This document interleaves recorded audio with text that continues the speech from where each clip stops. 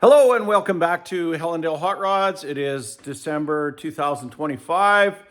In this episode of something I hope to finish, I'm going to make a rolling stand for flathead motor. Most of the blocks, the dimensions are pretty much the same. They're all real effing heavy and they're kind of a struggle to move around. In behind me, I have one that I'm trying to unseize, and my big engine hoist is in the way. So I'm going to create a little something something. I'm going to turn this. It's not really scrap steel, but it was free steel. I have some, I think they're 3-inch casters that I bought for another project. We got two that are, what do you call it, a swivel, and two that are fixed. Believe me, you want to at least have two that are swivel. It's 1 by 3, I think. Yes, sir. 1 by 3. So you can use other dimensions. Here's the shopping list, or cut list, sorry. We got 2 at 10-inch, 2 at 12-inch, and 2 at 28, and 2 at 17-inch. Now the 2 at 10-inch, I'm making that for the style of water pump on this one that I'll show you momentarily. So if it's the water pump with the ears, it would be 12-inch, okay? So I'll explain as we go along. Let's go over to a motor or two.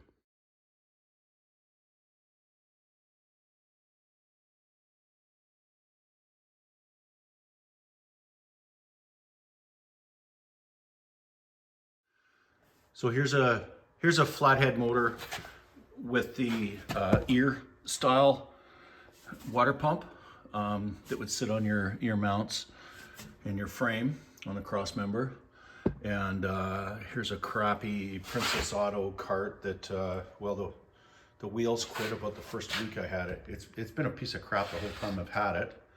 And so I will show you at the end of the video the difference in the carts that I make from this, this style water pump, or I'll go over to the other one and show you it. This is the other style water pump. I believe the one with ears is from Trucks. I'm not completely sure on this. This is more angled. It bolts into a bracket, I believe. There was a few different frame mounting types in those ears. I'm not completely sure on it. But anyways, I got to make a cart that fits this type of water pump. And like I said, I'll show you the other type after I'm all done. So I'm going to clean up that steel on the table and meet you over there. Okie dokie, I got it in my makeshift fixture on my professional welding table made of high tensile plywood. My welding table is really full right now. So anyways, these are weights over here. I don't know if you can see that. It works on plywood. Anyways, we're gonna tack it, just a little tack. So we're gonna try and keep her in square, and using my little Lincoln MiG 180, just so as you know.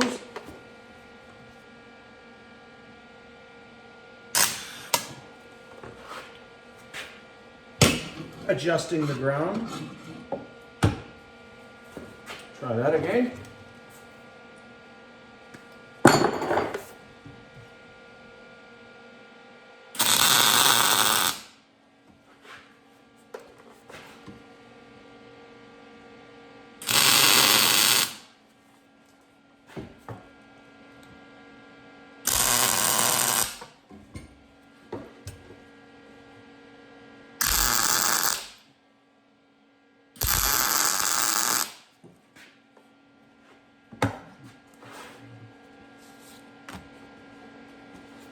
Let that cool. All right, a couple more tacky tacks here.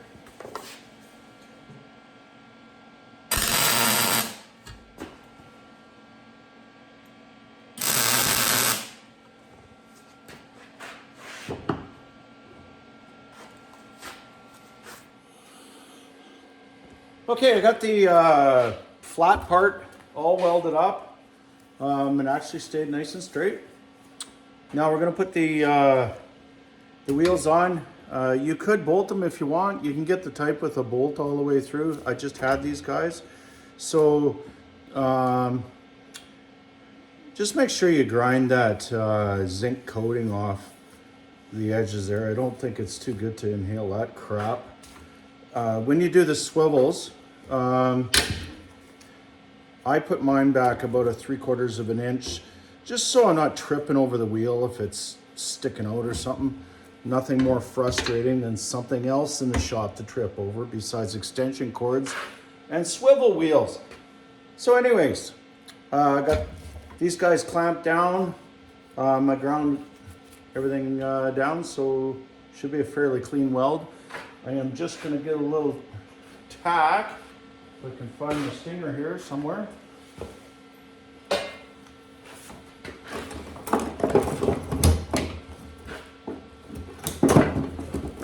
My shop is a disaster. That's usual. Welding helmet would be nice.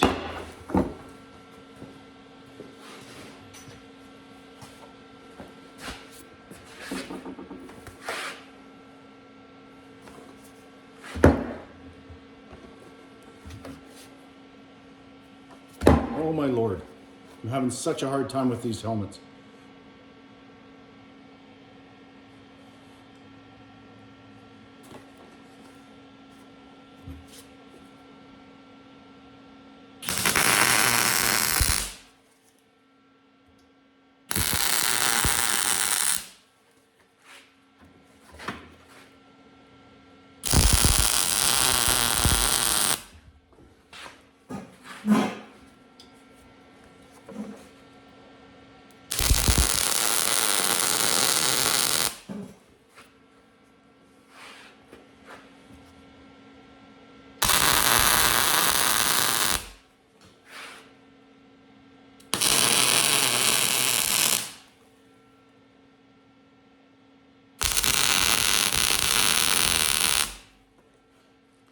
I got my super duper protective cloth gloves on. If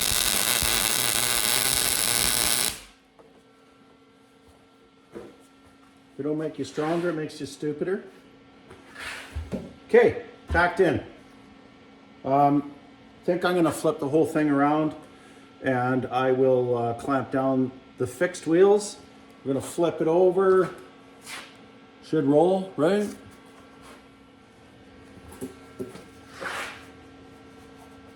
Well, I guess this is the suspense part of the video. Sure appreciate everybody watching my videos. It's been a while since I did one. I just keep starting videos and then life gets in the way. You guys know how it is, but anyways, here we go.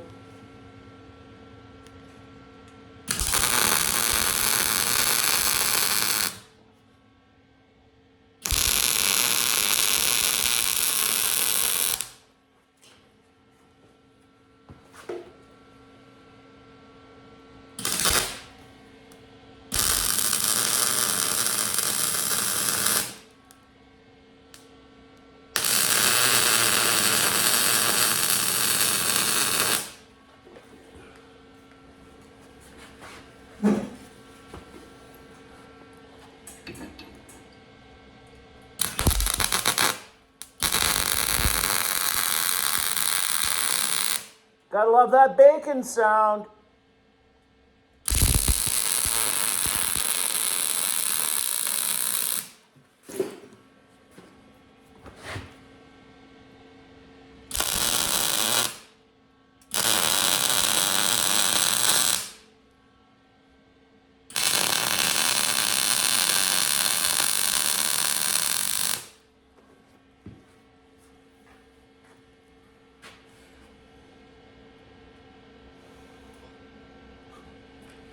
Well,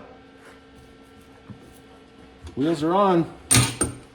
A little more than a tack.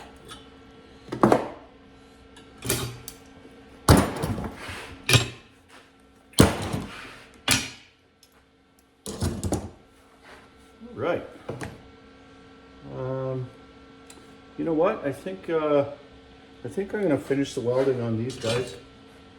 Then I'll flip it over. I have the cart underneath the flathead motor. This is a 49 to 53, but like I said, the dimensions are pretty much the same on all of them. And they're freaking heavy. I just noticed that it's got the little pointer for TDC on this. I never noticed that on this before. So, no matter. What I have to do now is, I got it level as far as the intake manifold is concerned. And I like to build my front ones first, and then we can do the back ones. I operate life. I always do the hard side first, so you're not as mad at the end of the project, if that makes any sense. So I have my little angle finder. Boop. And I've already found out what my my angle is here. I did. Yep. I'm pretty close. Right there. So I have to get that angle and then find out where we need to be here, and should be good. I'm thinking I'm gonna probably maybe put a stop on this side, or I haven't really figured it out yet.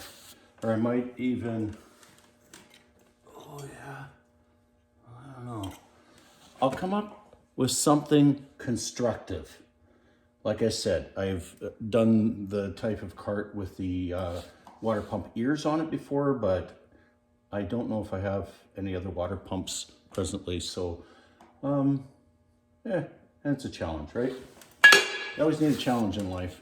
And I'm sure I'm gonna find another one of these crusty old motors with these water pumps on them. What are the odds, right? Well, here's where I got to today on the little cart. My angles are pretty good. You could probably get away with a 45. Here's the back end. I was able to secure it through the where the bell housing, or that mid piece, the bell housing, where it attaches. I will show you. That's kind of the back end. I cut it out there. I'm gonna put a brace in between these two. You're probably wondering what this contraption is. I'm having a hell of a time getting this thing unstuck, so I've been spraying, you know, various things into the cylinders. I think it's gonna loosen up pretty soon. It was loose when I first got this, but it's been outside for a couple of years under a tarp. All it is just on the end of the crank there. And just, I didn't want to destroy the teeth on the pressure plate or what was on it before, the flywheel, sorry. And anyways, well, let's hope that works, but got a little bit of welding left on this cart. So yeah, I'm gonna put a cross piece. I'm thinking across the front there, and maybe, it's kind of hard to see, right up in there. Yeah, some sort of stop up in there, but it's bedtime. All right, ladies and gents, I got my little flathead motor cart all done. Nice and orange, so I don't trip over it, or maybe so I can find it in the dark. Worked out pretty good. I ended up putting these braces here, and yeah, I got little bolt holes to hang on to it. I actually got the thing turning finally. Got some other little issues with it, but I got her on a stand, thank gosh. We'll take you over to the other stand that I made. So here's the other stand that I made for an earlier motor. It's got the water pumps with the ears on it. So it just sits on a piece of 2x2 here, and then I put a piece of flat steel here and welded a bolt, and it's secured down that way. This one, I'll try and pull it out here. This one is a little bit different on the back end because it's got the integrated bell housing on it. So it just went underneath these ears here. You could potentially attach it right here off these chatterbar holes. So the one I just built, I don't think it's gonna accommodate a starter. I don't care. I'm able to roll it around the shop. I hope. Okay, folks in Hillendale Hot Rod Nation and YouTube Nation, I hope you've enjoyed my video. It was kind of fun making this little one. It's always nice to be able to move these guys around.